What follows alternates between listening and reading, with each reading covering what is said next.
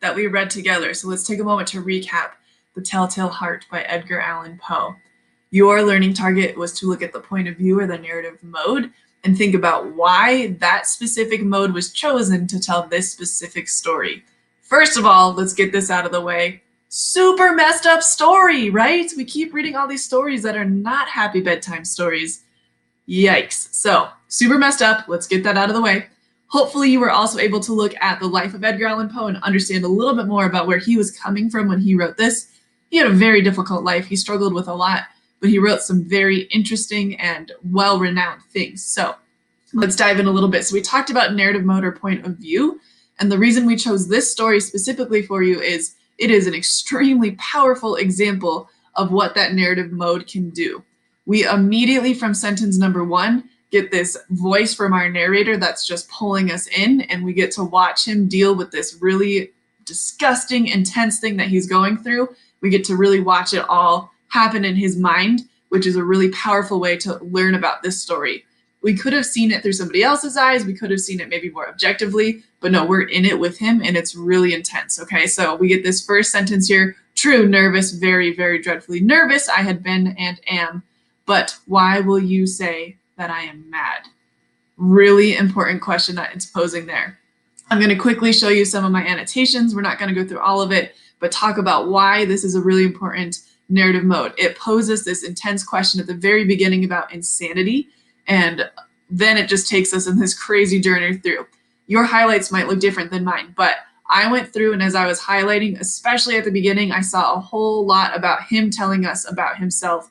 So things that he has heard, things that he has witnessed, things that he has loved, right? All of these things. We get the character of the old man presented, and we see him through our narrator's eyes. And so I made sure at the beginning to really highlight a lot of these details. And all of a sudden, even by this paragraph, I am thinking to myself, wow, this dude is all over the place. And I'm trying to ask that question to myself. Is he reliable? Can we trust him? Is he unreliable? Is the information he's giving me not matching? Is he not trustworthy? All right.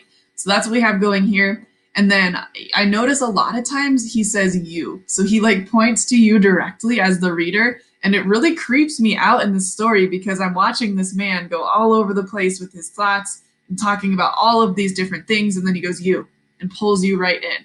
Really intense way to do that narrative mode once again. So he says, you fancy me mad. So again, he is really focused on this idea of madness the whole time. It's the common thread without this story, okay? Then he tells a little bit more about the old man. I like here where he interjects things like, ha, right? Like we hear, again, his thought as he's telling the story. He's putting his personality into that and interrupting. And as we make our way through, again, we're not going to go through every single highlight, but you can continue to see that he is slowly slipping in and out of madness this entire time. And anytime that he really explains his emotions, I highlighted because I felt that was important to his overall character, his overall reputability, right, as our narrator, okay? So we keep going. I see a couple more things. And again, you might have different highlights than me, which is totally fine. But it talks a little bit about his emotional struggles here. Down here, we see that beating of the heart pop up. And again, hearing that noise and seeing it through his eyes is super powerful. It leads me to ask as the reader, is that real, right? Is he really hearing that heartbeat? What is going on here? And it's just this maddening, deafening sound that keeps going and going throughout.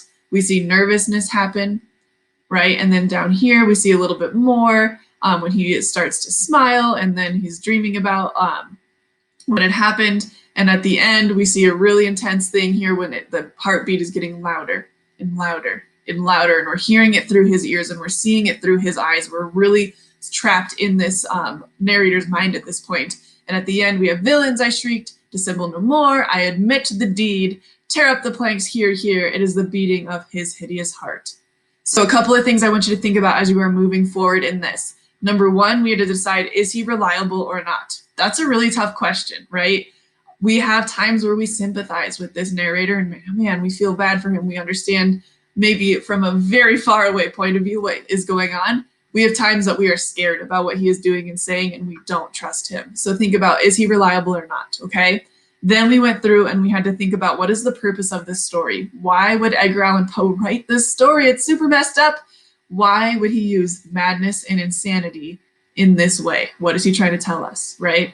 And then the last thing that we had to do is in our PEA, you guys were trying to think about how does this point of view support that purpose, right? So whatever you said for your purpose, think specifically why a madman telling this story is important to that purpose. What are we learning about humanity? What are we learning about what we are or are not capable of as people, okay?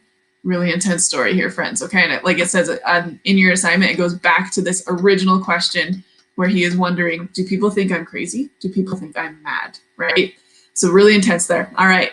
I hope this was helpful to quickly recap point of view in this story. Let me know if you have any questions.